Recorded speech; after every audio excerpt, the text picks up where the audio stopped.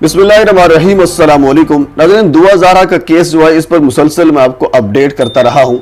इससे पहले एसएचओ मलिक शहबाज साहब ने जो स्टोरी बताई थी, जो वाकया बताया था कि कैसे दुआ तक पहुंचा गया, वो मैंने आपके सामने रखा था। और उसके बाद फिर जो दुआ के वालिदैन हैं उन्होंने एक स्टोरी बयान की थी, वो मैंने आपके सामने रखी थी। और इसके अलावा फिर वकील साहब ने एक स्टोरी बयान की थी, वो भी मैंने आपके सामने रखी थी। लेकिन आज की वीडियो में ज़हीर के दादा ने एक स्टोरी बयान की है कि ये लोग कैसे मेरे तक पहुंचे और फिर कैसे पुलिस इन तक पहुंची। उन्होंने एक स्टोरी बयान की है, वो स्टोरी आपके सामने रखूंगा। यानी एक दुआ और ज़हीर स्टोरी बयान कर रहे हैं रिकॉर्डेड वीडियो की सूरत में, एक वकील साहब स्टोरी बयान कर रहे हैं और इसके अलावा एक ज़हीर के दादा स्टोरी बयान कर रहे हैं। इन तीनों स्टोरीज में क्या मुशाबियत है और क्या डिफरेंस है? हुजूर वाला, जहां तक मेरी राय है, स्टोरी आपको सुनने से पहले मैं आपको यह भी बता देता हूं, ज़हीर के दादा की स्टोरी सुनने के बाद, ज़हीर और दुआ की स्टोरी सुनने के बाद और फिर वकील साहब की स्टोरी सुनने के बाद जहां तक मैं पहुंचा हूं जिस नतीजे पर, या जो कह लीजिए कि जो मेरी राय है, वो यही है कि दुआ और ज़हीर इस वक्त एक बड़े गैंग के शिकंजे में हैं, एक बड़े गैंग के हाथों में खेल रहे हैं। वो इस वक्त किसी महफूज हाथों में नहीं है। इस वाक़े को तकरीबन 20 दिन से ज़ायद का अरसा जो है वो हो चुका है। अभी तक पुलिस इसको तफ्तीश क्यों नहीं कर रही, इसकी तहकीक क्यों नहीं कर रही, अभी तक मामले को सुलझा क्यों नहीं पाई। और इसके अलावा FIA इस पर भी तहकीक कर रही है, लेकिन अभी सवाल निशान बाकी है क्योंकि ये मामला सुलझा नहीं है। तमाम रिपोर्टर्स, तमाम एनालिसिस और तमाम क्राइम रिपोर्टर अभी तक किसी एक नतीजे पर नहीं पहुंचे कि यह मसला बेसिकली हुआ क्यों और कैसे हुआ, क्योंकि अभी तक इस मसले की कोई खासी समझ ही नहीं आ रही। मुख्तलिफ लोग मुख्तलिफ बयान दे रहे हैं और उसकी बेसिक वजह यह है कि दुआ और ज़हीर अभी तक मीडिया के सामने ही नहीं आ रहे।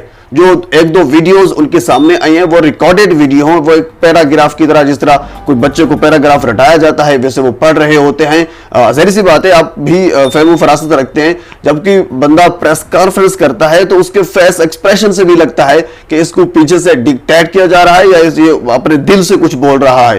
तो अभी तक वो मीडिया के सामने नहीं आए, जिससे वाज़ेह तौर पर यह लग रहा है कि मामला जो है अभी तक वो सुलझा नहीं है, काफी गंभीर और काफी पेचीदा है। तो बहरहाल ज़हीर के दादा ने जो स्टोरी बयान की है वो यही है। वो ये कहते हैं कि मेरे पास दुआ और ज़हीर मेरे घर में आए।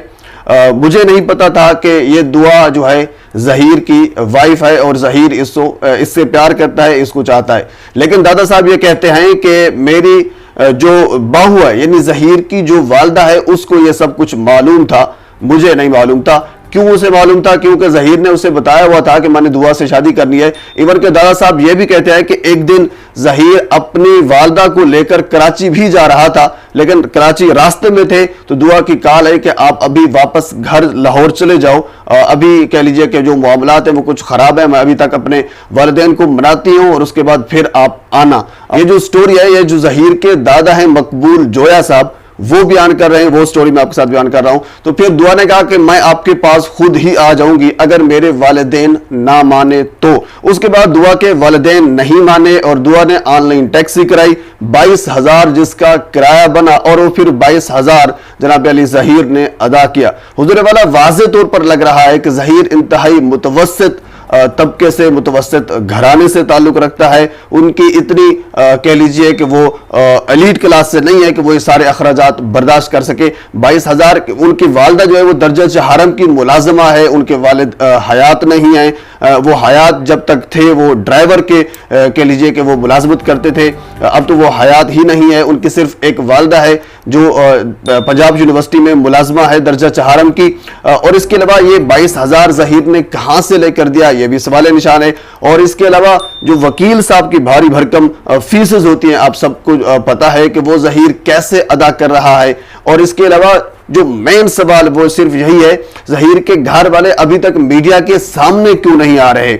अगर ज़हीर सच्चा था, अगर उन्होंने निकाह वाकई तौर पर कर लिया है, ज़ाहिर सी बात अब तो उनको सामने आ जाना चाहिए था, क्योंकि अदालत ने उनके हक में फैसला दे दिया है। तो वो ज़हीर के जो घर वाले हैं वो सामने आ जाते और सामने आकर खुलकर जो मामला है वो सारा बयान कर देते कि अदालत ने हमारे हक में फैसला दे दिया है, हमने ये सब कुछ कर लिया है। तो इसमें कोई कबात नहीं थी। तो बहरहाल दादा साहब ये कहते हैं कि दुआ और जहीर मेरे घर में आए, मैं हरगिज़ इनको कबूल नहीं करना चाह रहा था। तो बहरहाल मैंने इन दोनों का आपस में प्यार और मोहब्बत का रिश्ता देखा तो फिर इनको कबूल कर लिया। और इसके अलावा मैं अपने बेटे मुनीर को यानी जहीर के वालिद को ऊपर जाकर क्या मुंह दिखाता अगर मैं जहीर को अपने घर से निकाल देता।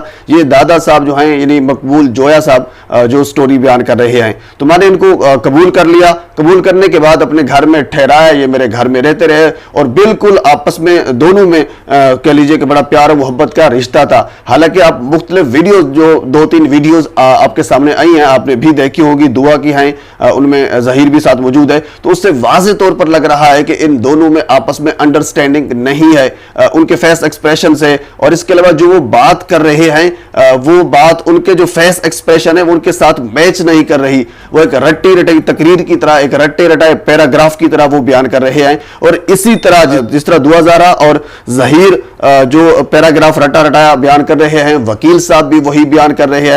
और उसके बाद फिर उनके जो दादा साहब हैं उनको भी यही रटा रटाया पैराग्राफ याद कराया गया। और दादा साहब को यह भी बताया गया कि इनकी दोस्ती जो है वो पबजी पर हुई। हालांकि दादा साहब का पबजी से क्या ताल्लुक है। तो बहरहाल ये मुख्तलिफ सवालात हैं जो जन्म ले रहे हैं। इन तीनों स्टोरीज से वाज़ेह तौर पर यही लग रहा है कि दुआ और जहीर इस वक्त महफूज हाथों में नहीं हैं।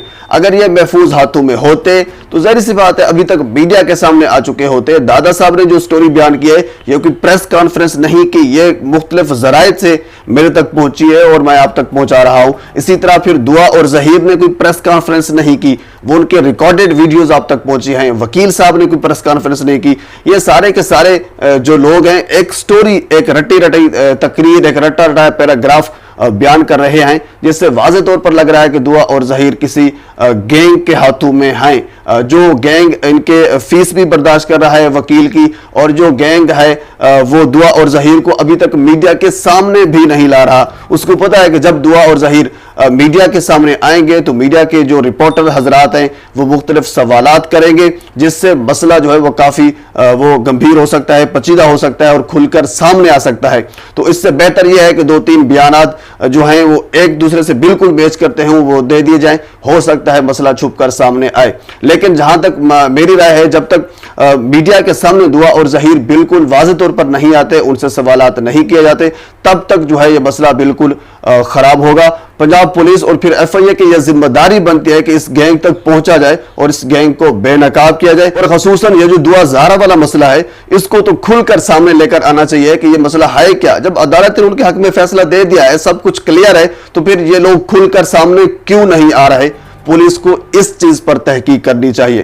तो बहरहाल नाज़रीन, एक छोटी सी अपडेट थी, एक छोटी सी वीडियो थी जो मैंने आपके सामने रखी है। तो आखिर में आपसे गुजारिश है कि मेरे चैनल को सब्सक्राइब कर दें ताकि आने वाले हर वीडियो आप तक पहुंच सके। अल्लाह हाफिज।